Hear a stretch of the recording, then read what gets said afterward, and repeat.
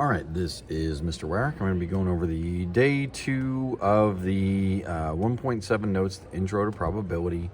So again, there's the Mark Rober video. If you haven't watched it, you should. It's pretty entertaining. There was this part here that had the dartboard on it. I went ahead and got that printed out. A dart game at a carnival has the following rules. You pay $2 for each dart. You're blindfolded and instructed to throw the dart at a wooden board that is painted to look like the following image.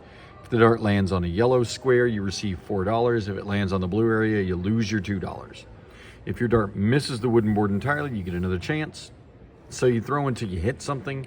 So there's a 1 in 4 chance you're going to hit one of those yellow squares and a 3 in 4 chance that you're going to get in the blue. So is this game favorable to the player? Number one, it's not, because you can tell already, like, you only have a 1 in 4 chance of actually winning something. But then you start to look into the money of this. If you played this game 4 times, you could expect to win once and you would get $4. You would lose the other 3 times, so you would be losing $6 for that. And really, with you pay your $2, you get 4, so you're really only up 2. So you're up 2 and down 6. You're losing $4 over time. Your expected value on this is pretty low. So no, this is not a favorable game to the player. Okay. When we look at probability, all that kind of stuff, again, this was some day 1 stuff. The last thing on here, imagine a deck of cards. What is the probability of drawing hearts? Hearts is one of the 4 suits. So this is a 1 in 4 chance, or if you count all the cards, that's 13 out of the 52. The probability of drawing face cards, there's the Jack, the Queen, and the King. Those are the face cards. They have faces on them. And there's the Jack, Queen, and King of each of these suits. So that's 4 times 3 is 12, so it's 12 out of 52, or it's just those 3 out of every 13, because there are 13 cards in a suit. You do the first 2 sections of the delta math. I'll pull the delta math up in a bit. For day 2, how do we define probability? Again, it's this big thing right here. Number of favorable outcomes over the number of possible outcomes. This is a big deal. We're going to talk about this over and over again. There's a couple other things you need to add when we have experimental probability. Experimental probability is when something happens over and over again, and we figure out what our likelihood is from that. Theoretical probability is, it's based on our knowledge of random events. If you flip a coin, it should be 50-50. If you roll a single die and you're trying to get a specific number, it's 1 out of 6. But the experimental probability is you play a card game that's on a video game, and they just flip cards for you, and you see if you win or not. And you've played the game 100 times, you've won 35, so you would expect your win percentage to continue to be 35%. Okay. Delta math, compound probability. I think I may have taken these out, but just if you see this, if there's compound probability, you find the probability of each separate part, and then you multiply those together. So if you're supposed to flip a coin and then spin a spinner, and the spinner has 4 sections, your favorable outcome for the coin would be 1 out of 2. Your favorable outcome for the spinner is probably 1 out of 4. You multiply the 1 over 2 by the 1 over 4, you would get 1 out of 8. So 8 different possibilities for outcomes. Only one of them is going to be good. And then if you have the words and or, if and is used, both of the things must be true. If or is used, either one can happen, so it changes everything. How many days of the week start with T and are weekends? There's 2 days of the week that start with T. There are 0 days of the week that start with T that are on the weekend. So this is 0 out of 7. It's impossible. But then how many days of the week start with T or are weekends? There are 2 days that start with T. There are 2 weekend days. That would actually be 4 out of 7. So the and is really going to restrict things because both of them have to be true. The or is going to make things more possible because you only need one thing to be true on that. Okay, the board game problem, you're supposed to come up with an experiment, but again, I won't be there, so there's not time to like sit around and think. The board game problem is here. Says you're playing a board game with a group of friends. At the start of the game, different players are assigned control of spaces on the game board. Each player rolls 2 standard number cubes, that's dice, and uses the sum of numbers rolled to the total number of spaces to move their game piece around the board. If you land on a space controlled by another player, you have to pay a toll. So basically, we're looking at something like Monopoly. You're 5 spaces away. If you land on that space, you're going to lose.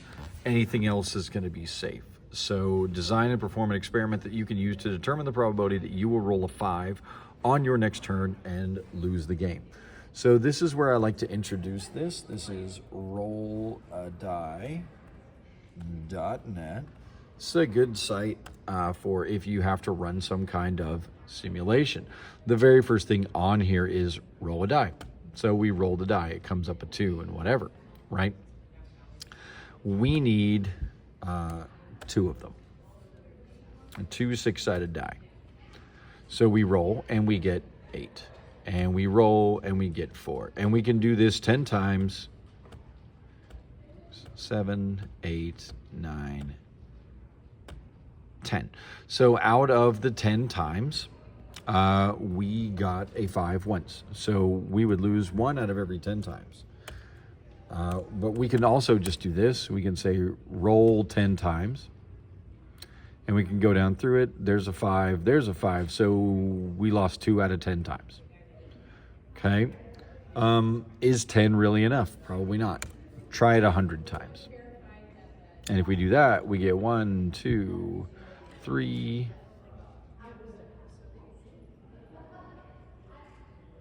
Still sitting on 3, 4, 5, 6, 7,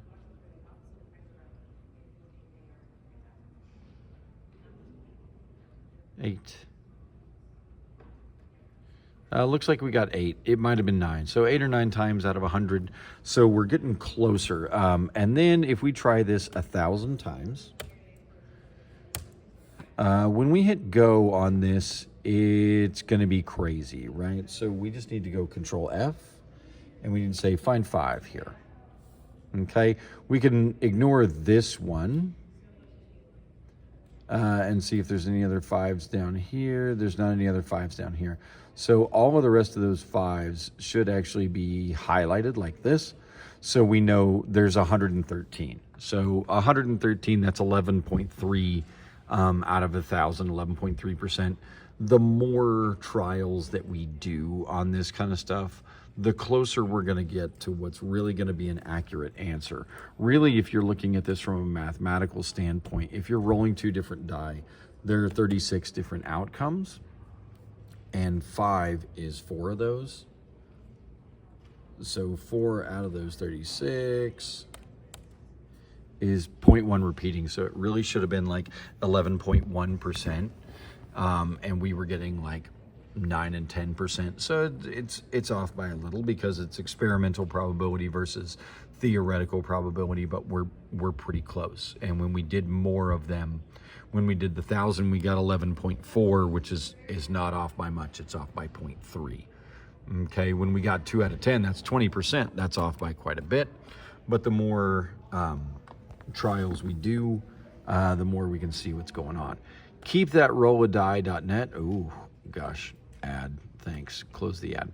Keep this rolladie.net. When we get to the project, this could be one of your options for doing simulations. It has a bunch of different sided die, including ones that can't exist. Like you could say, oh, I need a 3-sided die. You can't do a 3-sided die, but here on rolladie.net, it's possible to pick those. Okay, it's possible for you to make a 3-sided die and say, oh, this is what I'm getting. This last box here is the total, and I can see what's going on here. Okay, so again, we'll talk more about that when I come back and make sure we're going over this stuff, but that should be the end of our intro to probability. You just need to finish up those last 2 sections of the delta math. When we're looking at the delta math here, I know there are some people who have probably already started, maybe even finished this, but let's go ahead and take a look. The probability language, level 1, says, is this likely? Is it unlikely? Is it impossible? I believe we talked about this on the last video, but just in case you didn't see it, all you have to do, and these are the same one, which number represents the probability of an event that is likely to occur? 131% would be a certainty, also really weird to get to. 0% is impossible, and 50% is it might happen, it might not, but 86% would be likely. If you are an 86% free throw shooter, it is likely that you are going to make that free throw. Okay, so that's where we are on that one. The simple probability, level 1 and level 2, is what we're looking at here. Express the probability that the student chosen at random will play the guitar as a fraction in simplest form. There's 4, 9, 10, 11, 12, 17 here, 15, 16, 17, 25 plus 6 is 31. So 17 and 31, that's 48. And guitar is 10 of those, but it does want simplest form. So 10 out of 48, you can cut those both in half. That would be 5 out of every 24. That would be guitar players. Okay, be careful how it's asking for the answers. Sometimes it'll ask for percentages, sometimes it'll ask for fractions. This one's a nice experimental probability. He sets up a website, people buy these things. 314 people didn't buy one, 68 people were on the website and bought one, 17 people bought more than one. You just kind of look through and see exactly what's going on. And there's all of the level 1 stuff, the simple probability, the level 2, same kind of thing, but this is like, a 7th grader chosen at random, playing an instrument other than the bass. So we only look at the 7th graders. We add them all together and we say, okay, how many people are not playing the bass? 9 plus 14 is 23, plus 7 is 30, plus 2 is 32. So there's 32 of them here. 9 are playing bass, which means the entire rest of the 32, so 23 out of 32, and I don't think that reduces. You can always put it in Desmos to see if the fraction's going to reduce. Oh no, as a decimal. Oops. Yep, should have rounded it to the nearest 10th. Had the 23 out of 32 right. Got to put your answer as a decimal. Remember to read the questions, kids.